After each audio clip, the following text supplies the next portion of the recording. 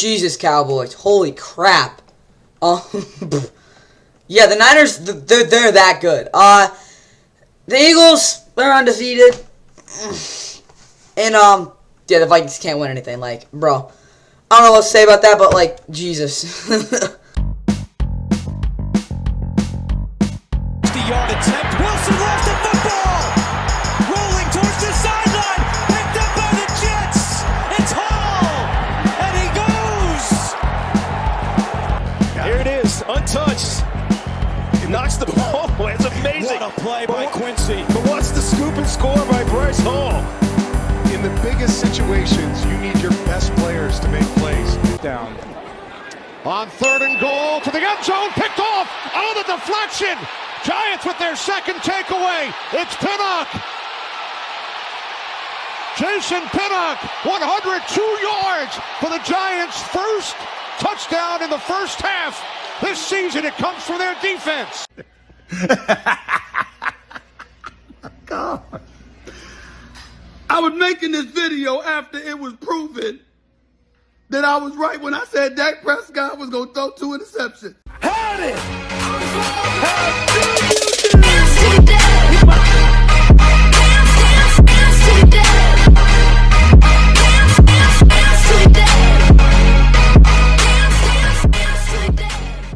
And with that, what is going on, guys? Welcome back to Defensive. Of course, please like, subscribe, and I hope you guys enjoyed the Week 5 NFL Sunday recap. Of course, we had, how many games we had? Like 11 or something like that? Yeah, there were some games that were good, there were some games that were bad, and there were some games that were right around the middle, and there were also just games that were just downright brutal to watch. Let me put it like that. But yeah, I'll go through all the injuries on Sunday, then we'll get into, of course, the highlights, and then obviously the analysis of the highlights. Either way, and all that crap. Let's get right into it. Obviously, looking at the injuries, nothing crazy. I don't think Justin Jefferson did leave with a hamstring injury, and same thing, Juju Smith-Schuster probably won't play. A concussion crap, whatever. Oh, and Daniel Jones also has a neck injury. We'll see if he can play on Sunday Night Football. If he can't, well, that game will be an absolute just murdering anyway. So yeah, better not if he doesn't play. Travis Kelce ankle injury, did not practice today. So yeah, that's what I'll say there. DJ Jones did not practice. Again, they're playing on Thursday Night Football, Broncos Chiefs. So, in that game, should be a slaughtering anyway. Nathaniel Delmoy caught both the concussions. And if you didn't know, Anthony Richardson, we'll get to him in a second. But I think he sprained his AC joint in his right shoulder, so that's not good. Continuing, nothing else crazy. I mean, Roshan Johnson got a concussion, but he should be good for Sunday. We'll have to see, though. Jeremy Reeves and Derek Forrest are both out, and they'll be expected to return Week 10. Two, of course, I wouldn't say starting, but Jeremy Reeves is one of the best special teamers in the league. Just so intelligent on the field. Rarely makes mistakes. And obviously, Derek Forrest is their starting safety. Both those guys will be expected to return in Week 10. Of course, the Commanders have a really late bye week. That could come back to bite them. Elijah Mitchell did injure his knee. Nothing really crazy outside of Pat Ryan with injuring his hamstring on. The Steelers, close down a bye, though, so they should be good. Continuing out, Elijah Vera Tucker hurt his Achilles. He's out for Week 6. I don't think it's a tear, though. Did he tear his Achilles? I really don't know. Holy crap. Again?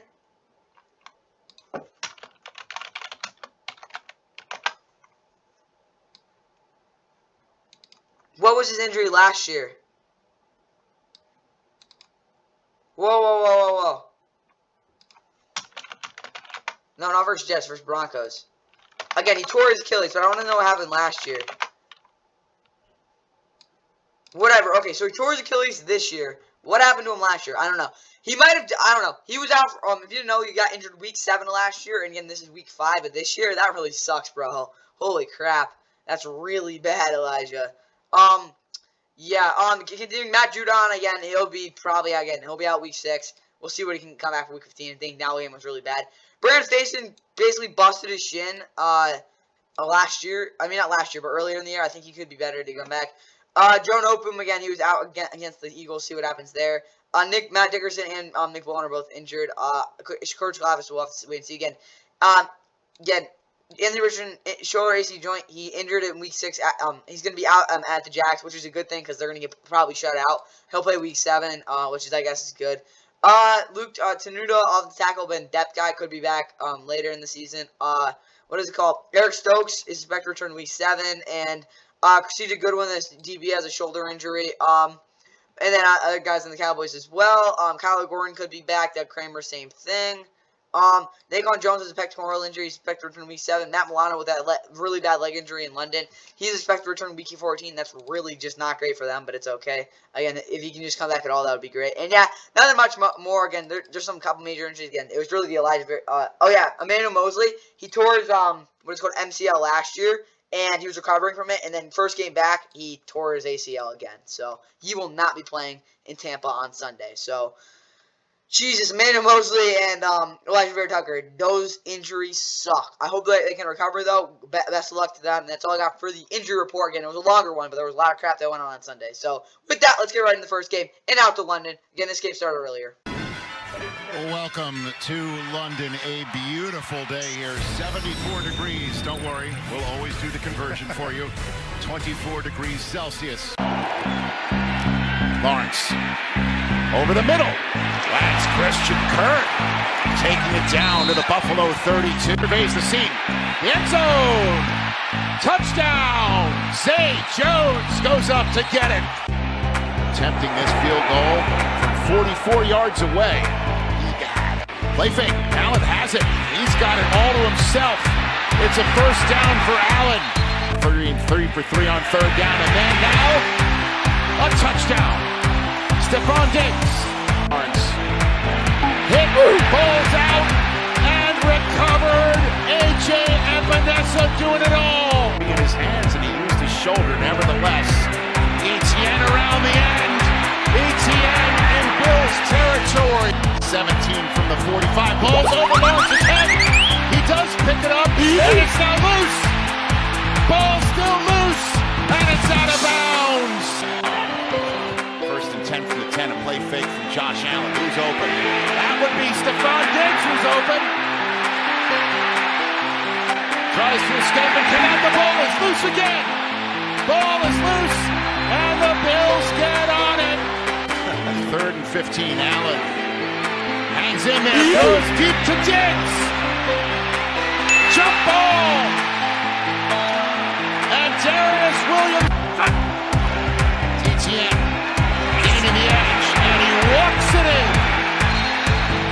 And here's Allen. Oh, we'll do it again. Flags are down. Tottenham crowd in full throat. Lawrence flings it up for Ridley, and he's got it. Here's Etienne up the middle. Etienne is free. Etienne. Touchdown. For Josh Allen and the Bills. He wings it out for an open receiver. That's caught by Hardy. Allen and the Bills need a score and a 2-point conversion to keep this in the realm of hope. Allen himself stopped right at the goal line, and he shoved past it for.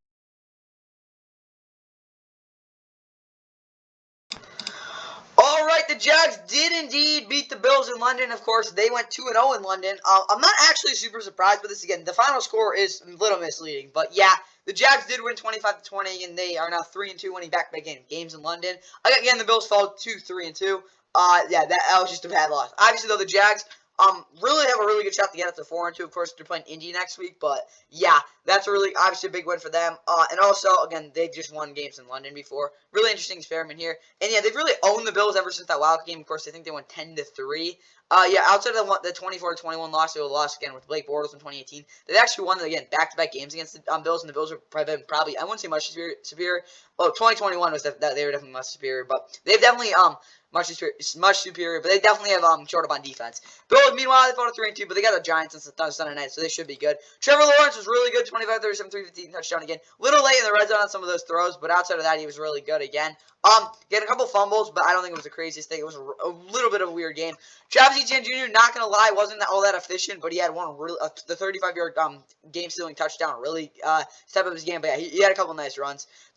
Receiving wise, Calvin Ridley had like 4 third-down conversions. He was really good on those curl routes. Of course, got the bomb as well. Christian Kirk was also very productive. Travis Etienne Jr. also had some catches out of the backfield. Evan Ingram made a couple plays, and as well, Zay Jones had a touchdown before he got hurt. And I will say this offense did look a lot better when he was on the field. Defensively, Darius Williams had 7 tackles and interception. He got a little toasted, but then again, of course, he had the arm punt interception, as well as making some plays as well. Tyson Campbell did have his struggles. Rashawn Jenkins, Lou Kong, both overall didn't play particularly great, but they worked out well. Josh Allen got a lot of pressure. Traylon Walker played well again. They did get a sack. They were getting pressure, and they were working really hard on these receivers to create separation. Brandon McManus also made a field goal. Bills offensively, they kind of just straight up blew it. I'm not going to lie. Like, their run game was terrible, and they didn't really run it at all either. Josh Allen, 27-40, 3 for 9, 2 touchdown interception. The interception was bad, but he had a lot of deep throws. Again, I do think he kind of missed them too. Some of them were underthrown. Stephon Diggs, 8 for 121 touchdown. He wasn't getting much separation at all. And outside, again, the one big play, and then, what is it called? The touchdown, you could argue. Gabe Davis, 6 for 100 touchdown. He had I won't say a great game, but he had a pretty good day. Deontay Hardy had caught one bomb. That was about it, though. Yeah, offensively, there was a lot of missed opportunities, and again, they just kind of didn't really run the football. That was a big part of it. Defensively, Terrell Bernard was basically playing linebacker in this game. Kyrie Elam, I think, played pretty well. Dane Jackson had his struggles, but he was okay. Micah Hyde, 5 tackles. They had Oliver for 5 tackles. They had 5 sacks, so they were getting pressure pretty decently, but obviously, they just didn't really play well outside of that. Like, their third down efficiency for the Jags was like a big part of this game as well. They had the ball a long time. 2-2 turnover ratio, though. Again, the Bills didn't give a sack. They had a lot of 3-and-outs. I mean, not a lot of 3-and-outs, but they had a couple 3-and-outs. It just wasn't the best offensive approach. That's, again, 22 minutes of possession was a huge part of this. Jags go to 3-2. Bills fall to 3-2. Now let's look at the keys to the game greatest for both these teams. All right, Jags offensively, I said Trevor's got to get outside the pocket. I mean, he kind of did, but it wasn't like, yeah, he was getting outside the pocket. Calvin Ridley got a lot of targets, and they didn't set up for field goals. They did go for it a couple times. So, offensively, I like what they did. Again, they had the ball a lot longer, and that's kind of how you beat the Bills, so I'll give them 5 pluses.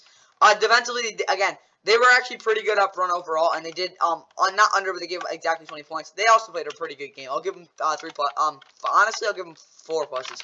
Their secondary definitely didn't have their best day, but the fact that, again, up front, they were actually really solid. They didn't get a sack yet, but they were getting a lot of pressure. I like what I saw from that defense. Again, they just were kind of dominating up front at some point. So, with that all in mind, again, good game. Time to look at the Bills now. And for Buffalo, I said 20-plus points in the second half.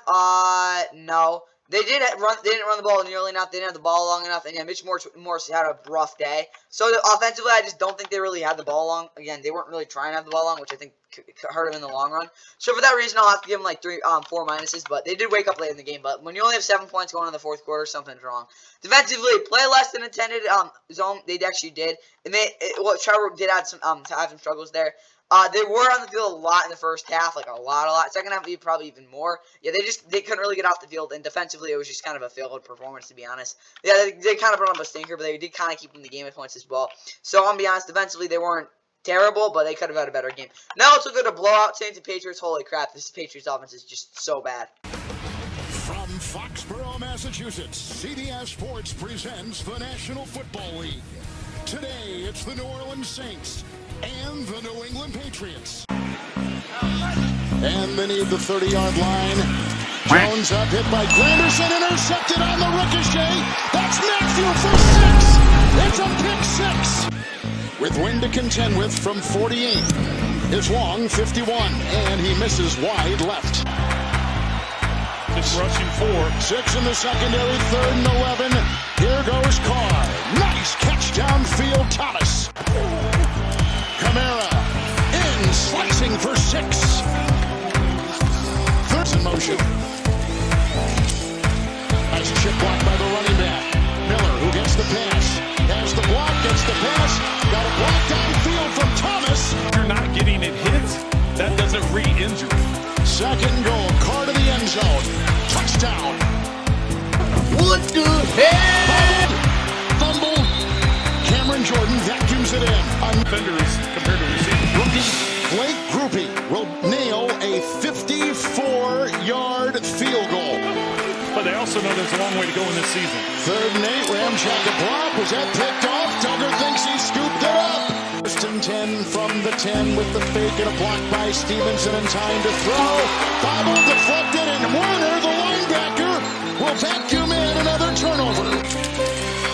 Here is a shovel pass to the tight end, Moreau. Pounding, driving, boring his way for 6. And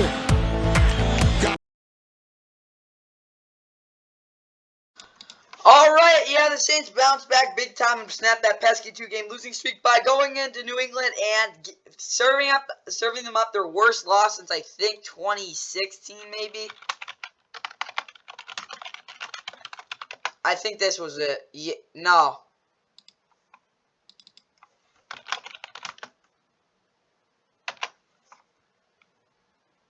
No, what am I doing? Dolphins, Patriots. No, my bad. I'm like screwing this up bad. Bills. Yeah, they won 16-0 in week 4. And now this year, yeah, that was their last time they got shut out. And that was with Jacoby Brissett. Yeah. This game was really bad. Like, no one won. Like, this game, like, even if you were a Saints fan, this game was really bad. Derek Carr had a couple really nice throws downfield, but outside of that, he really didn't do a ton. Get 18 of 26, 183, 2 touchdowns. It was okay. Alvin Kamara wasn't exactly explosive, but he did play pretty well. Kendry Miller, whatever, he was okay. Michael Thomas had a couple nice downfield catches. Chris Olave did have a nice touchdown. He had a couple plays. I'm like, just keep your feet in bounds. So those were nice plays. But, yeah, he was getting open. Shiji, 2 for 28. He really did struggle with getting separation. They were just literally locking him up. And obviously, Kendry Miller, 453, was at least productive in some points. So, let's look at Eric Foster Moreau. Chris Olave, of course, had the 2 touchdowns in the receiving game. Defensively, there's really nothing you can say that they didn't do well. Again, in the second, they were just phenomenal. Alontae Taylor was fantastic. Marshawn Lattimore did his own plays. I'm like, it could have been better, but yeah, he had a pretty good game. Their pressure wasn't anything crazy, to be honest. It's just Mac Jones sucked. I'll be honest there. And obviously, the receivers couldn't get open either. Like, it was really bad. Nathan Shepard, Kalen Saunders stuffed the run as well. Jonathan Abram was pretty good. Pete Warner, of course, had the pick, and Tyrann Mathieu had pick 6. So, yeah. And the linebackers again were fantastic. Patriots. Mac Jones was really bad. He got benched. Can't tell you a story. Bailey Zappi was not better at all. They ran the ball 18 times. For whatever reason, they didn't run the ball more, and you could see kind of why. Yeah, this offense is just miserable. No one did anything at all. Kendrick Bourne really had only one nice catch. I don't even remember what Demario Douglas did. This offense makes me want to die. It's so bad. No, but actually, like, more like puke, but it's really bad. Defensively, participation trophy, I really don't know what to say. Like, when your offense scores 0 points, you're not expected to do much. Miles Brown was okay. Sean Wade, I like what he did, but I don't really care about the rest of this defense. Like, your 2 best defenders are hurt, and Chad Ryland did miss their only field goal attempts. Stats-wise, 156 total yards, pitiful. It wasn't like the Saints were moving the ball particularly great either, though. They had the ball a lot longer, 0-3 turnover ratio, and their offensive line was honestly worse, to be honest. Yeah, 14 on third down. Holy crap, just get me out of this thing.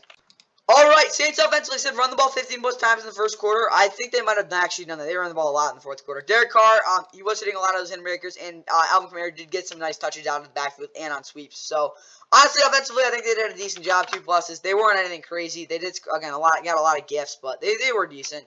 Defensively, do what you did. Again, whenever the New Orleans goes into New England, at least the past 2 times, they have just absolutely, like, shut down that Patriots offense.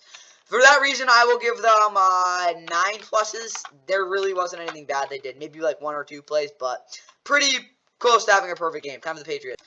And for New England, the run game can't suck. It was worse than it has been in the past, which is really hard to say. Mac Jones, no, he just was holding on the ball. And the O-line, they weren't terrible per se. I actually don't even think they were that bad, but they definitely had their struggles at least some points. Offensively, there's nothing good you can say. 8 minuses. Again, they could have been a little worse, to be honest. At least they had some life at some points, but yeah, that was a really bad game. Defensively, they didn't really have a shot. Deshaun Clash is okay. They didn't really give up too many big plays either, so I'm not going to be too mad about this defense. They were, like, kind of, like, not great, but, again, they could have been worse. Time for the Titans and Colts. Like, just get me out of this thing. Week 5 of the NFL season has swung through Indianapolis, and we've got a big one in the South between the Colts and the Titans. And then what Nick Folk has done on kicks inside of 40, make it 66 straight. It back out to Spiro, Adam, and Amanda. Uh-oh. Here's a breakaway. Moss off to the races. Moss to the house. It was a run for 3 yards. Richardson on 3rd and long. Protected, puts some air under it, up the far side. It is caught. Josh down. In a big way, really for the first time since the departure of Adam Vinatieri. Break up inside, and he's going to get off the field. Nick Folk from 53 is good. Richardson, got you updated as quickly as we can. Minshew steps up in the pocket, fires a strike, downs, off to the races. Quickly up to the line of scrimmage. Minshew, they do snap it. Turns, fires, incomplete. So fresh set of downs, they fake to Henry. Tannehill has all day to throw. To the air, back to Hopkins. We take the lead, little end around action. Spears into some open daylight. Spears inside the 5 and he's in. Touchdown. Kind of big staple of this offense last couple of years. Minshew gives. Moss still on his feet. He's in. Been excellent this quarter. And Nick Folk continues his perfect day weeks of the season. They've been looking for kicking stability here since the departure of Adam Vinatieri. 4th and 1. Henry well short. Position to try to extend this to 7. He's hit from 43 and 35. This one from 28. Tannehill fires near side. It's picked.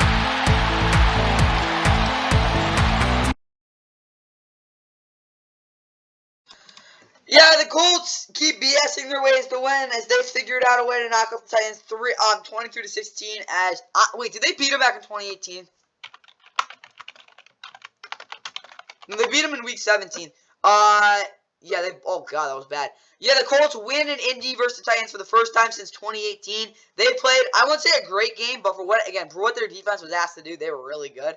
Ryan Tannehill was terrible. I don't care about the yards. That was a terrible racetrack, but he could not throw the ball downfield. The offensive line was bad, too. Yeah, the Titans definitely choked this game. This is a typical AFC South matchup between these two teams. Like, again, without Derrick Henry lighting it up. Like, not the pass, but yeah, this is what the AFC South looks like right now. Ryan Tannehill, again, he just couldn't hit anything downfield. Like, literally, like, just not there. He did hit DeAndre Hopkins for a couple nice plays, though, 8 for 140 overall. The pick was really bad, too. Derrick Henry had nowhere to run, and he only got 13 carries. Yeah. Tyjae Spears did look a little better, but not much. Like, he had a nice touchdown. That was about it. Tyjae Spears was basically the best offensive player in this game. Chicago finally got some targets. Yeah, offensively, I don't have nothing to do with this team. Nick Westbrook did not do anything either. Kyle Phillips, I mean, he was on the team, but, like, didn't see anything of him either. Defensively, kind of just kept them in the game. They had a couple of really bad, run fits. But outside of that, I really think that the tackling was really sound. And, yeah, the pursuit angles have some work to do, but the secondary overall was really good. They made it really hard on Gardner Minshew to throw the ball downfield. Roger Curry, 7 tackles and a sack as well, was probably their most productive defender. Nick Folk also made 3 field goals. Colts-wise, Anthony Richardson got hurt. If you didn't know, I already talked about that in the injury update. But, again, he's gotten hurt 3 of the 4 weeks he's played. It kind of tells you what it's like with him, though. Gardner Minshew, again, is just so accurate and efficient. That's the name of his game. The running game was ridiculous. Jonathan Taylor just being on the field basically opened up all these receiving options. Josh Downs looks like he could be a #1 receiver in the future. Maybe not #1, but very productive receiver, like a Christian Kirk type of dude. Zach Moss is just, again, ridiculous. He's breaking tackles and just basically getting, like, yardage that he shouldn't because of his size. He's just getting it. It's crazy. 2 touchdowns, obviously. I wouldn't be surprised if he's their #1 back next week. 7.2 yards per carry. Per carry is wild. Defensively, though, they didn't really do anything that crazy. They just kind of played their game. Kenny Moore really did a nice job of keeping guys underneath. Zaire Franklin was just all over the place in the run game. Good and bad. I'm not going to say he played great overall, though. Julian Blackmon, of course, had the big interception. Safety net become their team's only sack. But I will say they were getting some pressure, and I really liked, again, really just good tackling was making it really hard on the Titans to move the football. Again, both teams had a pretty decent amount of yards. Not like a great amount, but yeah, a pretty decent amount. Again, really the interception, and again, the Titans did have the lead in this game, and they would have to settle for a lot of field goals, though. Again, both teams had somewhat solid yards per play, and yeah, that kind of was the difference. All right, for the Titans, I said Derrick Henry did 50 most carries in the first half, not even close, and they didn't really try to use much after that. Offensively, I have to give them 3 minuses. Again, they moved the football pretty well. Like a lot of the designs they were running with DeAndre Hopkins, but outside of that, I mean, it was just a complete disaster in terms of the run game. Not a very good showing overall. Ryan Tannehill did not look great either. But hey, they play the Ravens next week, and they've owned them in the past, so we'll see what happens there. Defensively, Big Tony did not do anything. Yeah, Alex Pierce not really in the game. But honestly, there's nothing to complain about. I mean, they did sometimes struggle competing with the receivers on some of the passes, but outside of that, I really don't think there's much to complain about. The run fits, again, were pretty bad overall, so I will have to give them 2 minuses, but, yeah, it could have been worse. I don't think they played that bad. Now let's look at the Colts. I already said the Colts will probably lose next week because they haven't won in Jacksonville since 2014. But yeah, I said 10 plus points in the first half. I think they might have got that. AR got hurt, and yeah, Michael Pittman did get a good amount of targets. Offensively, there's nothing too much to talk about. They were pretty good. They played their style of football. Run the ball too much, and then also get a couple of big plays here and there, and obviously hit the throws you need to underneath. Defensively, DeForest Buckner 3+ tackles for loss. I don't think he got that. Derrick Henry was not doing anything against him. But Kenny Moore was really good. I wouldn't say he was good against. No, he didn't do his job against D-Hop, but he was again eliminating guys, getting over the top. Obviously there too. So honestly, defensively for what they had to do, I think they had a pretty good game. I'll give them 4 pluses. Again, it could have been better. They did have the ball move on a little bit, but yeah, Colts defense. I'll give them 5 pluses. Yeah, no 4. Still got there. Now let's get to the Giants and Dolphins. Hey, maybe an upset. Well, here with the highlights. Tua Tagovailoa leads the Miami Dolphins onto the field on a scorching Sunday in South Florida, hosting Daniel Jones. Shifts into the backfield. On first down, Tua tossing it back. This is Devon Achane coming off 2 huge games. It's on 3rd and goal to the end zone, picked off. Oh, the deflection. Giants with their second takeaway. It's Pinnock. Jason Pinnock. 40-yard attempt from the right hash. And the interception return for a touchdown in the middle. Now going deep to the far side. Caught. It's Hill. Touchdown. A rare 3rd down play for the Dolphins. Oh my goodness. The 3rd Giants takeaway. Time just yet. Yeah, we've seen some crazy 4th quarter comebacks the last 3 weeks. 37-yard. 2nd and goal. Mostert. He's in. Touchdown. Right now it's a 3-score game. If you make this, it'll be 2 scores. Gano from 50. So easy. Giants must get to the 16-yard line. Taylor will run for it and picks up a 1st down. The Giants offense has yet to score a touchdown in the first half of the season, and really their only offensive, any spark they had was the Jason Pinnock 102-yard pick 6. Because outside of that, Jesus, they were horrible. Daniel Jones was really bad. Let me put it like that. He had 2 good throws. Outside of that, it was a bunch of checkdowns and just holding on to the ball too long. It was not good. The running game was terrible. They need Saquon back really bad. Tyrod Taylor wasn't too much better again. The Falcons, Dolphins secondaries were not very good. Javon Hollins had his struggles, again, covering this season, and they definitely took advantage of it. But, again, they just were not very good. That's how the Giants offense is just terrible. Darren Waller was good, finally, but that was about it. No one else did anything. Darius Slayton on 1 good catch. Again, just Wanner Robinson can't block or break tackles. Paris Campbell still not running routes correctly. Darius Slayton can't get any separation. Sterling Shepard, why are you even on this team anymore? That's how bad this team is.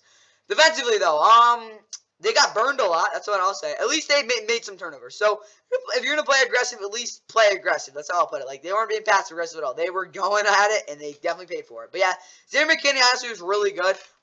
Jason Pinnock, again, the pick 6. He did get burned by Tyreek Hill, but what else did you expect? Bobby Okereke is a fantasy freak. And, yeah, Kayvon Thibodeau at sack. Yeah, there's nothing much to say there. Dolphins-wise, Tua had 2 picks. I think he might have had a fumble, too. Whatever. It was a sloppy game overall, but he did have a lot of the big plays, threw a lot of nice passes underneath. The 2 interceptions were really bad. The pick in the red zone, just don't throw it there. And the other pick was, him basically going through his 3rd read. He's like, I'm just going to flip it here, and oh, crap, I just threw a pick. Running game, yeah, Devon Achane had a 76-yard touchdown. That kind of does skew the 13.5-yard carry. But, yeah, if you're going to say a guy who, on minimum 10 carries per game, the past 3 games, he's been the probably most efficient runner in NFL history. Raheem Mostert on 10 carries was also really good. Again, Tyreek Hill with monster day, 8 for 181, and touchdown, of course, the 69-yarder as well. Cedric Wilson was good. Jalen Waddle, not so much, but he did have a touchdown. Devon Achane, again, 1 catch as well, and then Raheem Mostert had a nice play as well. Defensively, they don't really have a corner right now that can, legitimately cover. They still got a lot of pressure, though, because, again, the Giants offensive line is just completely terrible right now. They don't have a single competent guy. Ben Bredeson's really the only guy who can pass protect, and, yeah, he's next to 2 guys that just suck. So, yeah. They didn't have to do too much. They did struggle in coverage still. Javon Hollins got to learn how to cover guys. It's not good. The linebackers weren't covering either. Kader KL at least was decent. But, again, Eli Apple's your best guy right now. They have some concerns there.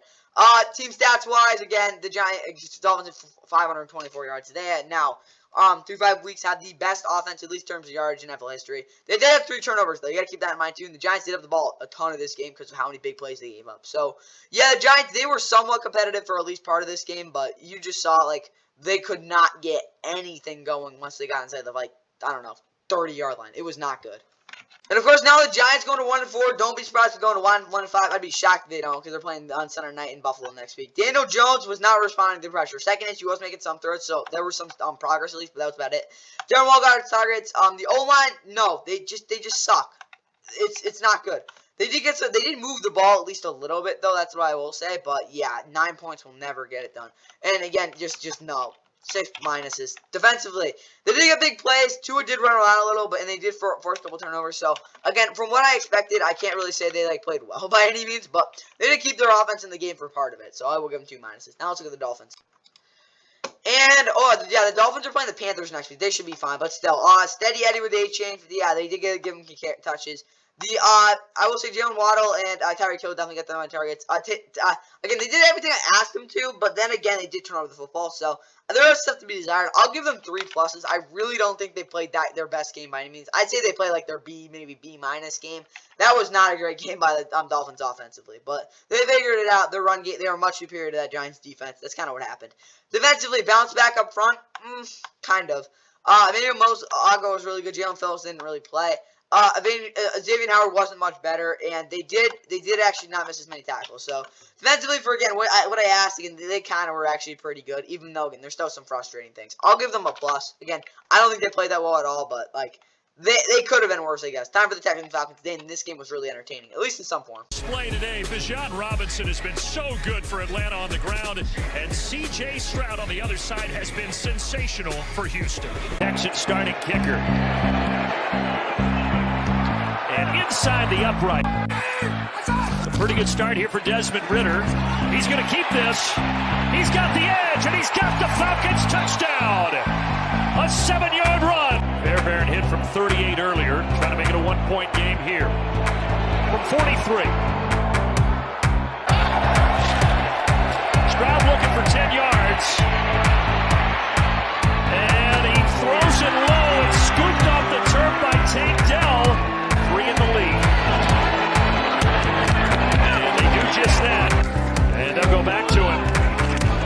Bijan Robinson. Oh, did he drop the ball? Houston thinks they've got it. 43. This one from 42. And he got it. And he completes another one. Oh, the ball coughed up. And the Texans have it. 2nd and goal. Ridder flips it. Robinson has it. And he has a touchdown. And Atlanta is back in front. They all start to fit together and understand the philosophy that they're trying to implement. And now taking a shot on offense, and Drake London is able to hang on. Younghoe Koo puts it up, and he splits the uprights. Stroud goes for the end zone. Caught.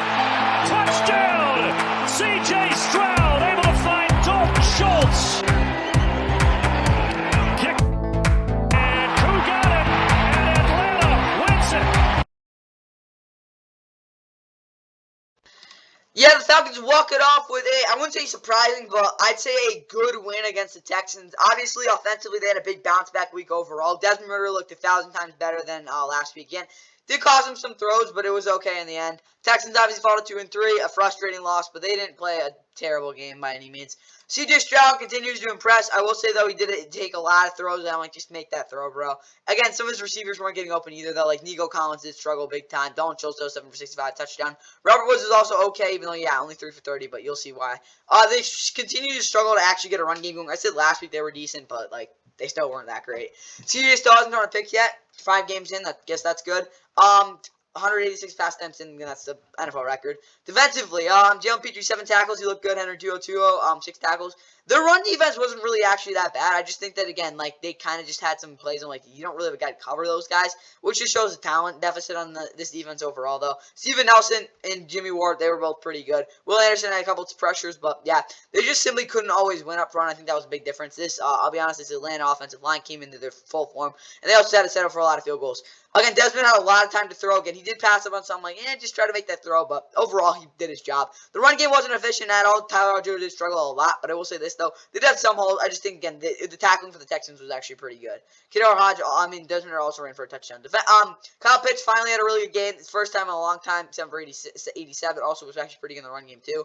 Drake London, 6 for 78. And Jonathan Smith, 6 for 67. Those are the 3 best receivers. And Bijan Robinson, of course, got the touchdown, too. So, for a run game that lacked a lot of juice, the offensive line protected really well, and they got it done. Defensively, though, I mean, there's really nothing to complain about. Like, they really made it hard for CJ Stroud to have any of the, like, actual throws he wanted to. But sometimes they said F it and made him throw it there. He still made the throw, obviously. But, yeah, defensively, the safeties are ridiculous. Richie Grant and Jesse Bates are just fantastic. Jeff Okudah also had a really good day. No one really made any huge plays, per se, but they all did their job at a good enough rate, with the secondary being, like, fantastic. Stats-wise, again, the Falcons had the ball a lot longer and had a lot more yardage, too. They did lose 2 fumbles, though. Again, one of them wasn't really that bad, but the other one was, so yeah. And they did have a couple more third down conversions. I think that was kind of the difference. And, yeah, Falcons got back to their football, even if the run game was terrible. Yeah, that's what I got there. Alright, I'll just say this. The Texans playing the Saints next week. Again, they're home, which is good. But again, this defense could be a lot better than them. Yeah, CJ Stroud got close to that 250 yards. The O-line wasn't very consistent on the interior overall. They were okay, though. Robert Woods getting targets. And, yeah, Nico Collins just didn't have the same voice. You saw they were bracketing him, making it really hard for him to get open. Offensively, I wouldn't say it was a failure of a week, but I definitely think it could have been better. They just had a run game. I'm honestly going to give them an equal sign. I think they actually played okay, but for, like, again, what happened. But, yeah. They definitely, again, it was just the fact that the run game just did not get, like, any sort of boost. Defensively, Jimmy Ward was pretty good. Jalen Petrie, he was targeted a lot. Malik Collins, I think, got some pressure, but it wasn't anything crazy. Offensively, I won't say it was a failure of a week, but they could definitely have been better, at least against Desmond Ridder. 3 minuses. Time for the Falcons. Alright, run the ball 40-plus times. They probably did that. The O-line was creating pretty big holes at some points, but then again, it wasn't the greatest. Desmond was taking some shots with play action, too. Offensively, again, they did most of what I asked them to, and they got it done. Again, it was a decent day. I'll give them probably 2 pluses. They're just run game getting, I'll give them 3 pluses because they protected better. Defensively, continue to the passive-aggressive approach, and the secondary perfect. The coverage by the linebackers wasn't anything crazy. Lorenzo Carter did actually struggle in this game, but by the end of the game, they were fine. Wait, who do they play next week? Falcons. Give me a sec. Who do the Falcons play next week? Oh, they play the Commanders. Oh yeah, they should win that one. Either way, though, defensively, I'll give them 5 pluses. They were really good. Time for the Panthers and Lions. Ford Field, Detroit, Michigan. The 3-1 Lions, leaders of the North, today host Bryce Young and the David Montgomery, the back. Bouncing outside, and down the sideline goes Montgomery. He's going to go in for a Lions touchdown.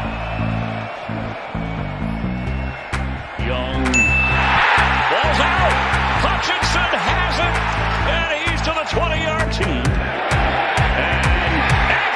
Touchdown, Sam Laporta. On 3rd and goal. Touchdown, Bryce Young to Tommy Tremble. Pass caught through the hands, but the defense, Montgomery trying to haul it in. The defense of Troy Hill. Anders. And maybe the ball's out as he got to the 39. There's a scramble for it. The Lions have it. Goff to throw.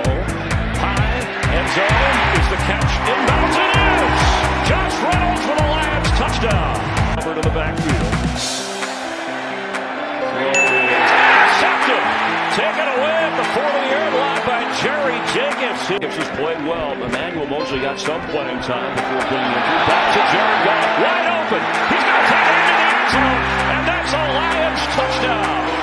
And the kick is good. Goff will keep and squirm.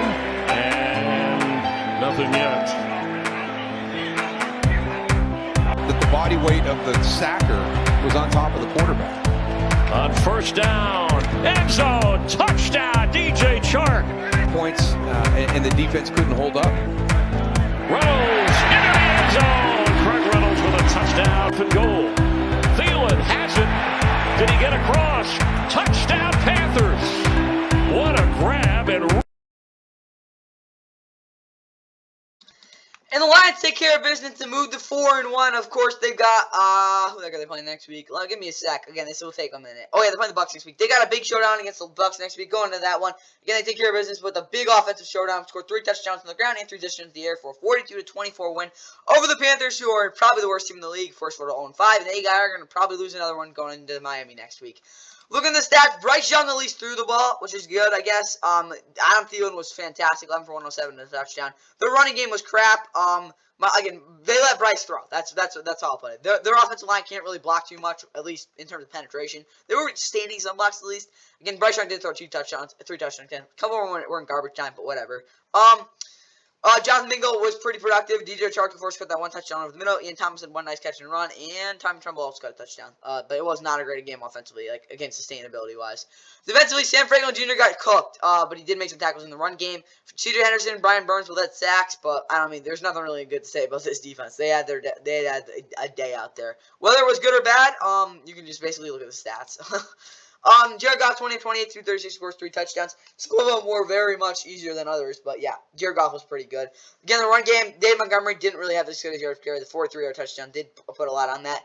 Craig Reynolds did a really good job filling in for Jahmyr Gibson. Porter caught 2 touchdowns. Anyone who has in fantasy is really happy. And Josh Reynolds continues probably to be the most reliable receiver on this football team.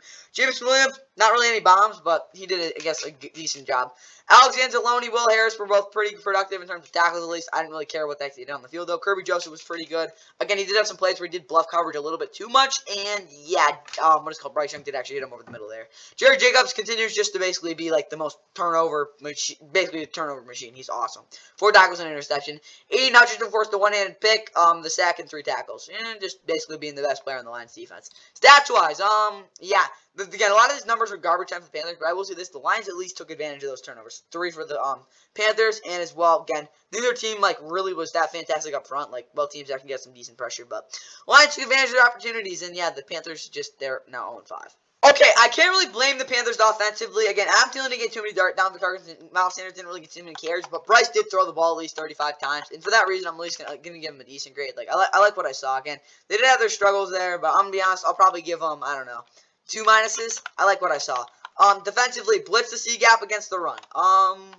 Not really. Brian Burns, 7+ pressures, not really. And they did give up a decent amount to get big plays. Not too many, but a decent. So, defensively, kind of just a trash game, 6 minuses. You can't get 42 points and expect to win with this offense. Time for the Lions. And for the team that now could have a 2-game lead, I don't know what's happening on Monday Night Football, but yeah. We'll see. Can they get a 2-game lead on the Packers? We'll wait and see. But yeah, the run game was getting going. Jahmyr Gibbs didn't play, and Jameson Williams didn't get a bomb, but like they just had a very balanced, like a really balanced attack, and obviously the receivers were getting open too. So offensively, I'll probably give them 4 pluses. Honestly, no, I'll give them 5. I think they had 1 fumble, but that was about it. Defensively, the corners need to be good. They were okay in the end. They weren't great. They weren't even good, probably. Alex Anzalone was good, decent in coverage. Again, it's probably around there. 3+ sacks in the first half. I think they might have actually got that. They got good pressure. They were like just basically bullying the Panthers up front. That was a really solid performance defensively. I'm honestly gonna give them, I don't know, 3 pluses. They did struggle in garbage time. That was about it. So yeah, they did the job when they needed to. So yeah, 3 pluses. Now to the most wild game. This is not what like needed to happen. Like this just. If you were scripted for the NFL, this is not how the game should have went. It wasn't necessary. Let's just get into it. Boom! It's week 5. And you better buckle up because we got Ravens at the Steelers. There's Lamar Jackson completing 74% of his passes. That's a career high. Good news, Ronnie Stanley and Odell Beckham Jr. back in the lineup. Shotgun. Fake the handoff. Jackson's got a huge hole. Lamar Jackson dances his way into Pittsburgh territory. Died to 20 this season. Aguilar, the motion man. Now Justice Hill is in, brings a different dimension. Hill breaks to the clear for the touchdown. Jackson tosses, dropped by Bateman. Basic of varieties, couldn't haul it in. 23-yard attempt. It's a dump off. Hill, beautiful cut, loses the ball. The fumble by Hill for Chris Boswell. And the kick is Jackson on the move, stop, throw, hits the open man at the 35, Zay Flowers. They're going to snap it, they're going to go for it on 4th down. Jackson fires and nobody there. Ott snaps it, and it's blocked. Pittsburgh block punt. And Boswell drives it. Not the same kind of rush. Stout gets it off. Olszewski at the 18. Olszewski trying to angle. And he loses the football. Shotgun. Jackson. Up high. Intercepted. Picked off by Joey Porter Jr. 2nd and 9. Pickett lines up a deep ball. Separation. Touchdown. George Pickens.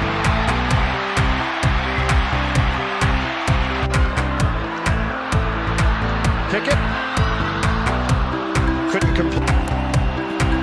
First down. Jackson. Ball is out. Sitting there. Scooped up by the Steelers. This ended up saving Baltimore 42nd. 4th down. That ends it. And it's fitting. T.J. Watt. Yeah, Mike Tomlin's always going to bullcrap his way to a win. This is not a game the Steelers should have won. But then again, they kind of just erupted in the fourth quarter. Like, not going to be a lie, the Ravens' offense was bad, like in the second half. They were bad. But either way, Lamar, 22 of 38, 236, and an interception. Obviously, in the red zone, this offense was just really not good. The running game was, it wasn't great, though. Of course, Lamar outside that one run in the first drive didn't do too much. Justice Hill followed after that touchdown. But he did was breaking tackles. Again, Lamar through the air, he was hitting a lot of throws. He did miss a couple, though. And then again, in the red zone, that was just a complete mess. Jay Flowers dropped a lot of passes. Rashad Bateman, just awful game. Odell, I think, probably got hurt again. Nelson Aguilar was probably, honestly, the most consistent receiver. Mark Andrews really didn't block that well, either. Defensively, they didn't really actually play that bad. Like, they kind of just, like, put their foot down and said, yeah, no, we're not moving. Like, if there's, like, a gate, this is like the Steelers were just not getting past it until obviously Marlon Humphrey got kind of pushed and George Pickens went in the end zone. But yeah, I don't think their defense played that bad, to be honest. Like, they got pressure, they covered somewhat well, but obviously they could have been better. Steelers wise, Kenny Pickett really wasn't that great overall. Again, in the fourth quarter they were a lot better. The run game was crap with Najee Harris. Jalen Warren's a much better back. George Pickens out again, had the 41-yard touchdown. Like, again, a lot of pushed off catches, but it worked out. Allen Robinson was honestly pretty productive, but outside of that, again, they just didn't really do a ton. Like, it was just the fourth quarter, really. And yet, defensively, they again kind of just like exploded. Obviously, the strip sack by what is called Alex Highsmith, who was unbelievable in this game, had a sack too. T.J. Watt, of course, with 2 sacks as well. Quan Alexander had 6 tackles and a sack as well. Defensively, they just were like they just said enough's enough, and they just kind of just straight up took over. Joey Porter Jr. also had his first career interception in the red zone there, and Chris Boswell hitting 3 field goals was also a big difference in this one. Team stats wise, again, the Ravens had more yardage, but again, it was just a defensive battle from the get-go. I mean, outside the first drive, but yeah, it was not a pretty great game. Again, the Ravens just fumbled the game away, to be honest. 3-to-1 turnover ratio. Their offensive line was honestly kind of worse, but yeah, Steelers just said, again, their defense just said enough's enough. They had a safety, obviously, on the block punt, and then again, the 2 field goals by Chris Boswell, as well as what is called the George Pickens touchdown. Kind of gave you the score, but yeah. This was a wild game in the fourth quarter. Again, it didn't need to happen. Just give the Ravens a 10-3 win. Like, I don't know what the heck happened in this one. Just, again, the Ravens just blown another game. They should have won this one for sure. And, yeah. Bad news for the Ravens. They're already going to London. Good news, they don't have to go back to Pittsburgh. At least, we can see. But, yeah, 5 plus design keepers for Lamar in the first half. Yeah, they did pound a lot in the right B-gap, and it wasn't working out well. Zay Flowers going to get in some targets. Honestly, it's just fact, again, kind of just fell silent in the second half. Offensively, it was just a complete mess. They were moving the football. It's just in the red zone they were that bad. And again, when you turn over the football like that, you can't expect to win. Ravens defensively, they did actually get some good pressure. I don't think they played bad at all. I just think, again, it kind of like it fell apart in that one play. But again, it was just a lot of blunders by the offense. So I'm gonna be honest, I really don't think they played that well. I'm gonna need 2 pluses to be honest. Now let's look at the Steelers. Meanwhile, for Pittsburgh, I mean, like, they have a bye week and they got a lot of stuff to clean up. But they did run a couple of boots that I liked, but again, they weren't really getting like offensively. Again, outside the one touchdown that George Pickens had on that one drive, which again was clutch. I really don't think this offense played that well at all. I'll give them a plus for what they did, but the defense just kind of put them in the spot, to be honest. So defensively, I'm gonna give them 6 pluses. They held the Ravens down after their first drive. Their defense is always going to be the reason they win games, and they showed it again in this game. Now let's get to a game that had a lot more offense. Bengals and Cardinals. Woof, here are the highlights. Say the desert has restorative powers. Is it enough to restore the health of Bengals quarterback Joe Burrow? Or will a healthy James Conner face the Arizona Cardinals? Pressure comes, floats away, backs the other way, and into the end zone for the touchdown. Jamar Chase, his first touchdown of the season. Joe Mixon.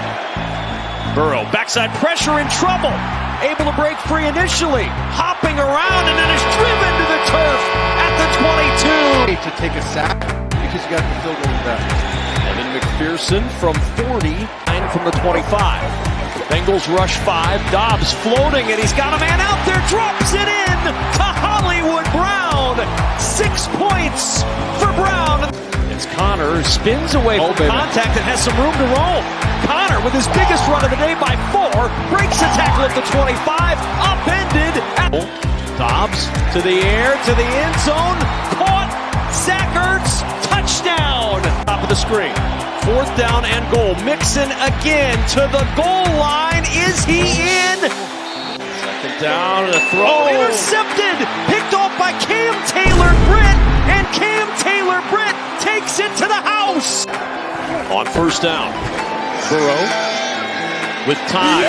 Looking deep. Looking for Chase. He's got it. And Jamar Chase on the deep ball for the... 1st down, DeMercado trying to stretch the outside, broke a tackle to the 5, and DeMercado to the goal line. He is in for the touchdown. And pressure, Burrow over the middle, and it's intercepted. The receiver, Irwin, fell down, and it ended up in the arms of Kayvon Wallace. Saying that was illegal contact. Snap to Rondale Moore. He fakes the kick to Hollywood Brown, and Moore on the run. Rondale Moore, a trick play. Off the play fake, Burrow, flush to the right, looking for the back of the end zone, it's Chase again! His 3rd touchdown catch of the day. Get to work now, Dobbs under backside pressure, the ball is out! A strip sack, and it's recovered by Sam Hubbard. And the kick by McPherson from 40. An audible to that play. On 4th down, Dobbs into traffic, and it's intercepted off the deflection. Jermaine Pratt. All right, the Bengals went into Glendale in the desert, and they put, I wouldn't say they put a beat. No, they didn't even put a beating on. They just played really good football against the Cardinals. At least in my opinion. Obviously the Cardinals fell to 1-4, but they are a team that I do think could win games. They play the Rams next week in SoFi, which they've actually won the past 2 meetings by double digits, in fact. So it's not like this Cardinals team season's over. I mean, it kind of is, but still, they could absolutely beat the Rams next week. Just keep that in mind. But yeah, they fought hard. Bengals on the other hand, I mean, they kind of just exploded offensively. Like Joe Burrow, that bomb to Jamar Chase was legit. Finally showed up. 317, 3 touchdowns. The pick was a little ugly, but outside of that, it was okay. Joe Burrow, again, really good. The running game was terrible. Joe Mixon had, like, 1 good run. The offensive line isn't really blocking, but it's okay because Joe Burrow, again, really well protected there. Jamar Chase, 15 for 192 and 3 touchdowns. I'm just going to put it like this. You thought DJ Moore's performance on Thursday was good? Jamar Chase's performance was even better than that. Like, insane. 15 catches? Holy crap. I won't say this is as good as Keenan Allen's performance. Again, the 3 touchdowns. No, it is, because he had 3 touchdowns. But Trevor Irwin was probably the other great star. Again, when they didn't have T Higgins, again, they didn't get him the football, and you kind of saw what happened. Tyler Boyd, 6 for 39, was also pretty good. Defensively, they got pressure. They somehow kind of not really stopped the run, and they gave up big plays. That's kind of was the difference here. They forced a lot of turnovers. Well, not a lot. They forced turnovers. They got pressure, and their linebackers kind of covered. But the secondary, let me get the pressure. They weren't giving up too much separation, but the coverage was not that great. And their the pursuit was pretty bad too. Defensively, it was not a pretty game per se, but they did make the big plays. Cardinals wise, Josh Dobbs getting the 2 picks, first 2 of the season. The pick 6 was really bad, but then again, like it was a weird play. But yes, that was a bad pick. The other one again, garbage time. So yeah. You can see the limitations of job stop. Like, this is the type of game that if you had Kyler Murray, they could win this one. But then again, like, the Bengals are coming to this one. They got the Seahawks next week. We'll see what they can do in that one, too, though. The running game wasn't really a big part of their game plan, which I guarantee will be next week. But yeah, it was okay. Amari DiMercado, I'm going to be honest, no idea who the hell this guy was. Again, he played, I think for Arizona State or something. I don't even know. TCU? Who the heck knows? He was not a guy I expected to make the roster. Undrafted rookie, had a great touchdown. Chris Markey's trying to cut the touchdowns. Again, these guys were getting open a lot. Just Josh Dobbs didn't always hit them. Defensively, they weren't good. You could definitely see the lack of talent, but at least they were getting some pressure. Dennis Gardick continues to be a very good, reliable guy there. Xavier Collins showing some growth there as pass rusher. Kevin Wallace had a interception as well as 7 tackles. They played somewhat well. Again, they just gave a lot of big plays, and they didn't really have anyone, not even like, they didn't have a chance to stop Jamar Chase. Stats-wise, again, the Bengals had a lot of yards finally. They had the ball a lot longer too, dominating there. 1-3 turnover ratio is a big part of this game as well. Again, this is kind of what happens when the Cardinals play, again, an offense like the Bengals that's waiting to wake up. Alright, yeah, the Bengals are probably going to have to play a little more balanced attack or a little less predicated on Jamar Chase next week against Seahawks. We'll have to wait and see. Obviously, Joe Burrow did take his shots. Joe Mixon was getting a lot of the carries. Jamar Chase was getting the ball. They got the ball to their best players. That's kind of how this game went. So, honestly, offensively, I'll give them 4 pluses. I like what I saw a lot. Defensively, 3+ sacks. They got that. Continuing the Jet Jones. Nope. They were buffing a lot of man, but Michael Wilson was kind of just getting off, which is okay because, like, they did make it hard on Josh Jacobs. Made a lot of the big plays, but their overall, like, the sustainable coverage and tackling was not there. So, defensively, I'll give them 2 pluses for what they did, but that wasn't the best performance I've seen out of them. Cardinals offensively get back to the run game. Still didn't do that. They did run a lot of orbits with Don Brown more though, which I did like. The alerts with Marquise Brown were, again, consistent, but not all of them were designed perfectly. So, offensively, again, I think it was more the schematic stuff. In fact, they weren't really committing the run game. They did get down, but still. Offensively, they could have definitely been better. I'm going to give them a minus, but honestly, 2 minuses, but I do think again, this offense at least performed at somewhat of a decent rate. Defensively, Dennis Gardick did not get 2+ sacks. The tackling has to be sound, not really. It wasn't terrible, though. Jalen Thompson was put him in coverage, and yeah, they could not stop Jamar Chase. That's kind of how this game went. So, when you can't stop one player, a good chance you're going to lose. So, I'll give them 4 minuses, but again, Cardinals did not play awful. They just didn't really hang with them. That's what I'll say. And now let's get to the Eagles-Rams. I was really happy with this one. It really sucked what happened. Week 5 at SoFi Stadium. It's a matchup of the past 2 NFC champions. As the undefeated Eagles. 3rd and goal. Hurts firing end zone. It is caught for the touchdown. Dallas Goedert. 4th and 1. Blitz coming. Stafford over the middle. Caught again. Right over the middle. Same play. It's Cooper Kupp going off.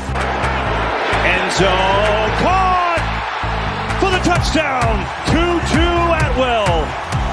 Eagles will try for a field goal here. Jake Elliott from 34 yards out. And Elliott is up and good. Fast and try to steal possession. Stafford going deep. He's got Kupp open. He's got it. And he's taken down inside the 25. Cooper Kupp lofting. End zone. Nakua. He's got it. Touchdown Rams.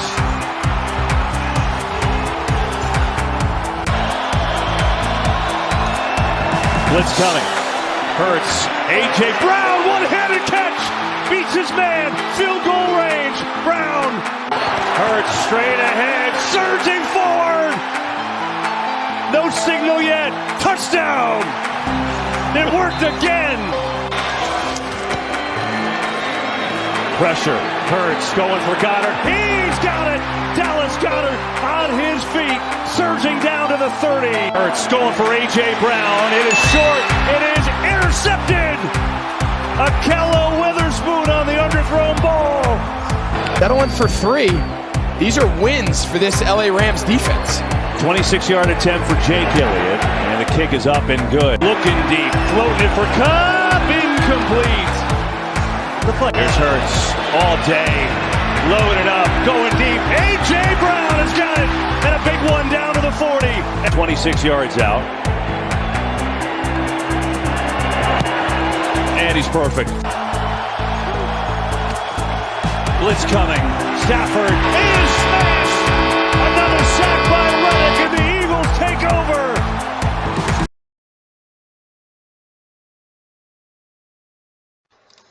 Alright, the Eagles moved to 5-0 with, I wouldn't say, I just, this was a frustrating game for the Rams. Yeah, the Eagles moved to 5-0, continue to find ways to win. Tush Push was a big part of it, too.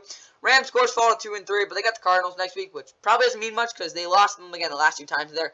Eagles, now 5-0 again, like I said. So, we'll see what happens. Obviously, the Eagles, wait, who did they play? Oh, yeah, they play the Jets in MetLife, but They have now won, 19 out of their last 20 regular season games. They are, with Jalen Hurts as a starter, it is really good right now in Philly. Okay, Jalen Hurts wasn't actually that crazy. He did make a lot of nice throws. Again, the Rams defense did their best, again, with the bend out break. A lot of those were checkdowns. He had 2 shots, really. The one to Dallas Goedert, one to A.J. Brown. Outside that, he really didn't have many deep balls. The interception was really bad. He should have thrown it over the top that time, but yeah. If you watched the broadcast, you would have saw that. Jalen Hurts, though, he had a touchdown, but again, he ran the ball pretty well. Again, it was frustrating. The Rams missed a lot of tackles as well. DeAndre Swift, the run fits were perfect for the Rams. I really like what they did against that. But then again, they did get pushed around a little bit too, as well as the fact that then again, let's be honest, their tackling was bad in this game. DeAndre Swift did have a couple catches as well. Yeah, it was just a frustrating game. The Eagles had the ball for 40 minutes. Defensively, honestly, I really don't think they played particularly great. They did get pressure, which you'd expect. Jalen Carter's a monster. Hassan Reddick figured it out at the end of the game. Their coverage, though, wasn't crazy. The first drive was really bad. They couldn't find a guy to stop Cooper Kupp. But second half, they really fix it up. But yeah, obviously the Rams were still getting guys open. It was just the fact that, again, their offense, again, they were really fresh the whole game. Speaking of the Rams, though, Matt Stafford, first half, he looked awesome. Second half, again, he and Cooper Kupp could not find that connection the same way he did. Also, again, I do think, Reed Blankenship was coming from the other side, but I do think if you put a little more air under that, that would have been a much easier ball for Tutu Atwell, and this game could have been flipped. That's what I'll put it like. Tutu Atwell literally had a touchdown in there, but again, there's a lot of missed opportunity for the Rams. Again, in the second half, a lot of frustrating plays. Matt Stafford, he'll be honest there, big part of it too. The running game, again, you just couldn't really run the ball in the second half either.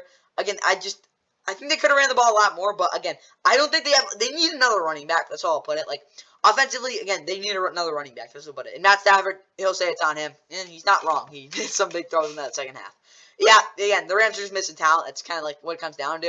Okay, if you want to put this game in a nutshell, yeah, the Eagles are just more talented than the Rams. Speaking of their defense, though, they continue to play well for what you expect. Again, they really, really desperately needed an edge rusher. Let's be honest. Byron Young can't be the #1 guy off the edge. He looked okay, but no. Aaron Donald got triple teamed the whole game and also kind of did struggle at some points. I wouldn't say struggle, but yeah. Akel Witherspoon should be the best corner in the league so far. He has just been flat out unbelievable. Of course, in the pick 2. Kobe Turner, 4 tackles was good. Again, the Rams defense kept them in the game, which they couldn't get pressure, and this is the talent difference. That's how I'll put it. They're just desperate. Disparity between the Eagles and the Rams' talent. That's kind of why the Eagles are 5-0 right now. They did not play a great game, but they figured it out. Eagles 450 yards, Rams 250. Big difference. Again, they had the ball 38 minutes. That was huge.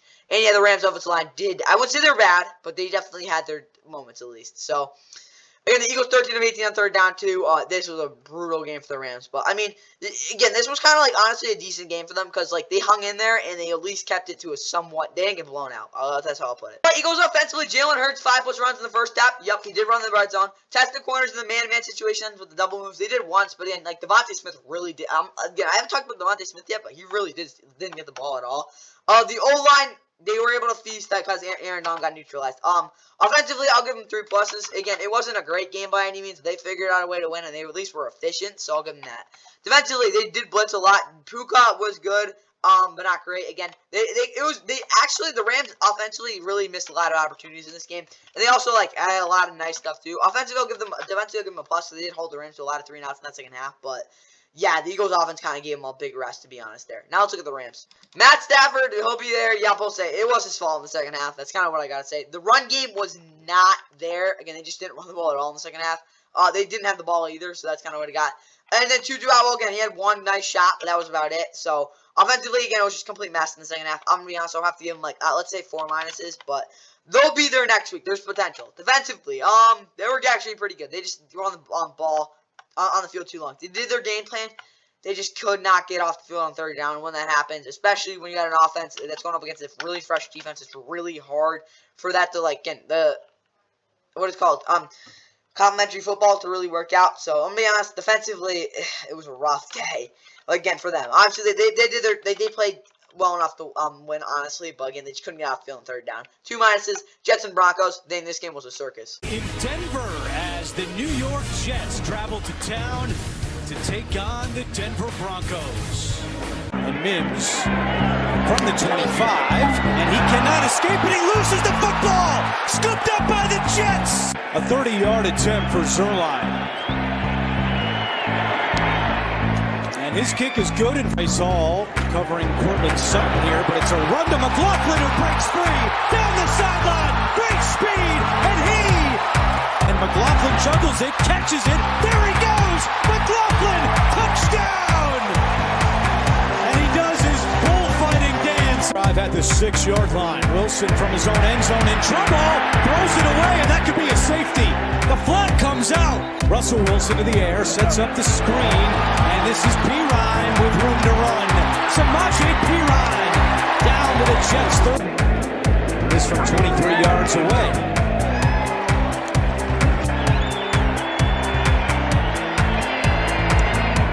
Zerline's kick is good. Easily boots it through. 5 seconds. Wilson saying we have to spike it. They get lined up. Is he going to spike it in time? I don't think he did. Not enough urgency by the Jets. On first down, a kick to Breece Hall. Right up the middle, and there he goes. Breece Hall into Denver territory. And he's got a Hall pass to the end zone. And his kick is good. Gibson calls for a fair catch in the sun, and he lost it! Denver is there! Is on the field. And some trickery, but Mims lost it! And Jefferson recovers! And we've now had 6 field. Dalvin Cook, the running back, play action. Wilson has plenty of time. Throwing down the field for Wilson. He's got it, and he wasn't touched. Gets up and now is down. Possession game. And his kick is gone. Wilson able to get rid of it. And Pirine breaks the tackle, picks up the first. Still going at the 10. Pirine down to the 5. Second and goal, inside 5 to play. Wilson, wide open man. And it's a touchdown for Adam Trout. Wilson in the pocket, fires, caught. First down and more. Conklin still going. And they still haven't brought him down. Wilson looking down the field, and it is intercepted! Pat Surtain! 60-yard attempt. Wilson lost the football! Rolling towards the sideline! Picked up by the Jets! It's Hall! And he goes! Alright guys, the Broncos continue to find new ways to lose, unlike the Eagles. Yeah, the Broncos are awful. There's no way around it. They're just really bad. The Jets go to 2 and 3. Obviously, I would say they deserve to win this one, but they did have a productive offensive day. Zach Wilson wasn't good. The pick, I honestly wasn't really gonna say it's not really his fault, but yeah, that was a tough play again. Just Patrick Shanahan just beating Garrett Wilson. That was a really good matchup all day. Zach Wilson, again, he did make throws he was supposed to make. He didn't make any bad, terrible mistake outside again the end of the first half. But, yeah, he could have definitely played better overall. Breece Hall, 8 yards per carry. More or less, that was a 17-yard touchdown. He did the same thing. That was a 60-yard touchdown against the Broncos last year. But he owns them. No one else ran the ball well. Dalvin Cook sucks. Yeah. So, Tyler Conklin had one huge play. None of the receivers actually were getting super open either. Again, they were trying to keep it simple for Zach Wilson next week, though. I do think it would be a smarter idea to actually push the ball downfield a little more. And defensively, they were really good. Again, they did struggle keeping Russell Wilson in the pocket and overall covering receivers for long enough, but they were getting a lot of pressure. Quincy Williams has been the best linebacker in the league, at least for the first couple of weeks. He's been really good. Of course, the fumble and scoop and score from Bryce Hall, who finally showed he might be viable in the NFL because he has not been before that. Sauce starting to come into his own. Michael Carter, the second, really good slot option. You saw that in this one. John Franklin Myers and Quinn Williams were not there. Quinn Jefferson definitely was, though. Yeah, only one tackle, but he was definitely getting a lot more penetration than you'd think he would. And, yeah, Jordan Whitehead and Jermaine Johnson were also in the game, too. So, again, Greg Zerline had 5 field goals, so it wasn't like their offense wasn't moving the football. Russell Wilson, again, that was a really bad fumble. It's just been a disaster with him. He wasn't bad, but yeah, that was bad. The running game, why he only run the ball 9 times with Julian McLaughlin? He's been crazy. I don't want to talk about any of these receivers. I mean, Jerry Jeudy was okay. Adam Troutman had a touchdown. Dylan McLaughlin also had a touchdown. But Cortland Sutton and Brandon Johnson, Marvin Jones Jr. were non-existent in this game. It was really just Jerry Jeudy getting triple teamed and still making plays. Defensively, Kareem Jackson's gotten better every single week of the season in many ways. Justin Simmons hasn't been great this season, but he definitely had a better week this game. Of course, Patrick finally woke up with that pick. And Nick Benito, 2 sacks, might be okay. And obviously Zach Allen and Elijah Garcia both had sacks too. Whatever.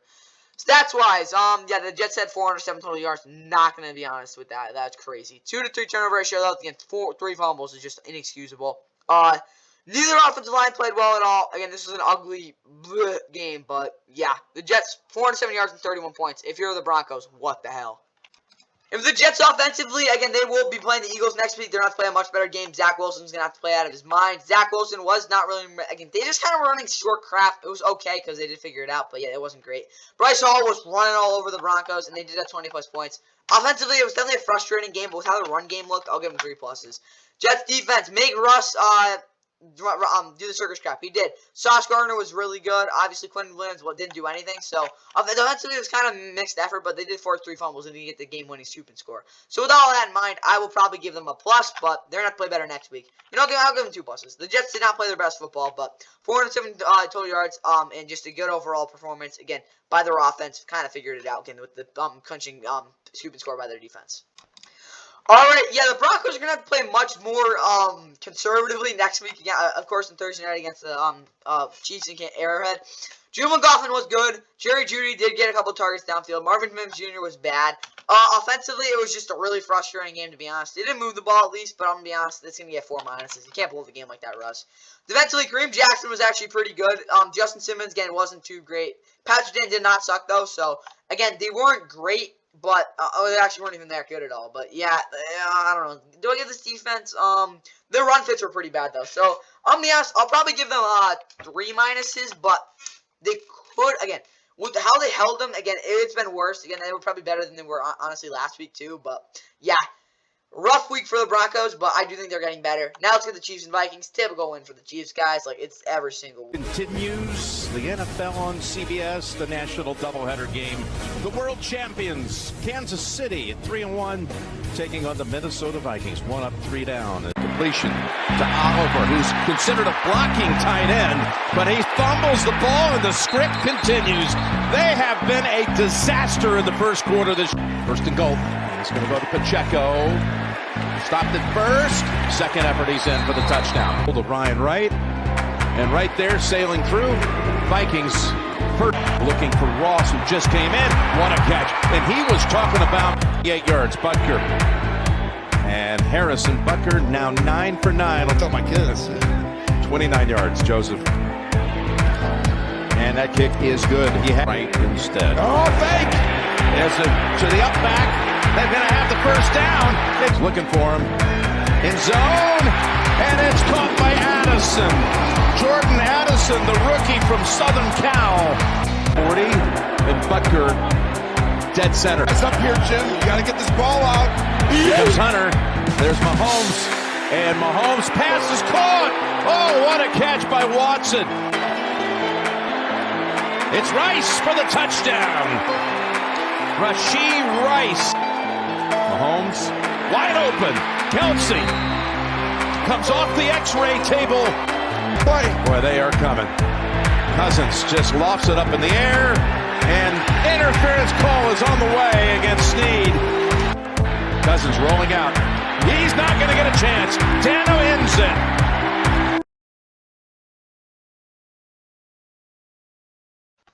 I mean, there's nothing else to say. Like, ever since Patrick Mahomes has become a Chief, yeah, they don't lose games like this. Let me put it like that. The Chiefs now have won 4 straight. None of them have been particularly, pretty, outside of maybe the Bears one. But, yeah. Taylor Swift was not in this game if you had any interest in that, though. Yeah, the Chiefs, they came in here and they did their thing. Obviously, though, the Vikings fell to 1-4. It's been a really rough year for them. Every single game they played has been 1 score, and they've only won 1 of them. So, They could be 5-0 right now. Chiefs-wise, though, Mahomes was not perfect, but he was. No, not perfect. He wasn't great, but he was good. Of course, there's that one jump ball throw to Justin Watson, who was really good. Justin Ross was honestly probably there again. I want him to be their number 1 so bad, but yeah, he was decent. Travis Kelce getting a ton of targets, 10 for 67, of course, touchdown. He got hurt, injured his ankle. The running game was not. It was honestly kind of putrid, but it was it was kind of all over the place. Rasheed Rice got a touchdown as well. Again, Justin Ross, and then Kadarius Toney 5 for 26. Did get his screens. MVS continues to not really get open in the right spots. Don't know why, but yeah. Defensively, there's really not much to say. Like, they kind of give some plays to, Jordan Addison. Their run defense wasn't great. L'Jarius Sneed was really their only guy making tackles on the edge. Justin Reed making all the tackles up the middle. So, the linebackers just kind of sat back and went on vacation. The pressure was there. Like, again, a lot of random guys getting pressured. Chris Jones finally showed up. Yeah. It wasn't a great game defensively, but they got the job done, I guess. Kirk was basically what Kirk does. 29-47. 284, 2 touchdowns. Very balanced shooting attack. KJ Osborne had some nice catches. T.J. Hockenson did a pretty productive job. Of course, Jordan Addison was probably the most exposed player. Justin Jefferson didn't do a lot. They did a really good job covering him, which is really one thing the Chiefs were asked to do, obviously. Secondary at least. And they did it again. He did leave with a hamstring injury, though. Alex Madison also got a touchdown. The run game, it doesn't look good, but they did have some okay plays. So, yeah. Defensively, there's nothing really much to say either, because, like, on film, they kind of just basically played their basic sets, and it did work out somewhat well. Again, they made it hard for the receivers to really get into open space. Davenport had a sack. Danielle Hunter had a sack. They got pressure. Harrison Smith and Cameron Bynum were making a lot of plays in the run game. Jordan Hicks did his thing. I will say, though, Ivan Pace Jr. did struggle in coverage, but that's about it. Like, there's nothing much else to say. Stats-wise, the Chiefs, again, neither team really moved the ball particularly great. Again, somewhat well. Again, very clean game outside of the one fumble, but yeah. Yeah, I do think the Chiefs were a little better on third down, made the difference, and also the fact, again, they just win games like this. Yeah, Thursday night the Chiefs should be okay, but Mahomes didn't turn it over. They did run a lot of screens at Toney. Isaiah Pacheco didn't have any explosive plays, but I did like what they did. Offensively, it was like a decent game. I'll give them 2 pluses. Again, they weren't crazy. They did move the ball pretty well, though, and again, like, they got the job done. Defensively, no blunders in linebacker passing coverage. A couple times, they did triple JJ and made the Vikings run the ball down by 10 plus. They did. They were up by 14. The Vikings started running the ball a little more. So, defensively, again, it wasn't anything by a perfect game, but they got it done. They covered the guy they were supposed to. Again, they did give up some plays, but outside of that, they were fine. Time for the Vikings. Alright, Vikings offense is going to play the Bears next week. No Kirk red zone picks. Nope. They didn't run the ball enough, in my opinion. And obviously, JJ didn't do anything. So, offensively, again, it was kind of a rough day overall. But they did kind of come back towards the end. So, I'm going to be honest, I'll probably give them a minus. But it could have been worse. Defensively, keep the Chiefs under 30. They did. Byron Murphy was not good. But it was okay because Travis didn't do too much. Danielle Hunter did have a really good game. I wouldn't say it was that good, though. So, for the Vikings defense, I don't really know what to give them because they kind of did keep them in the game, but at the same point, they kind of didn't, at least at some point. So, they didn't really take up any opportunities. It was a very conservative game overall, so I'm going to be honest, I'll probably give them a plus, though, because they did, again, kind of kept them in the realm. So, I'm going to be honest, yeah, Vikings defense played their best game of the season. Now time for Sunday Night Football, and yeah, this game really helped me with the Rams' loss.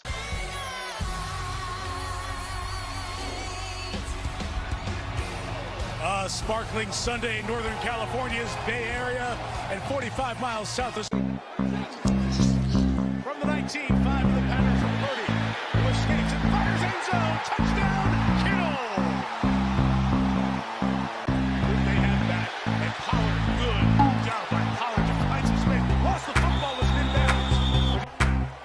What happened was that McCaffrey lands right on top of Lewis, so nothing ever hit the ground. That's the best. Purdy, coming up, Kittle!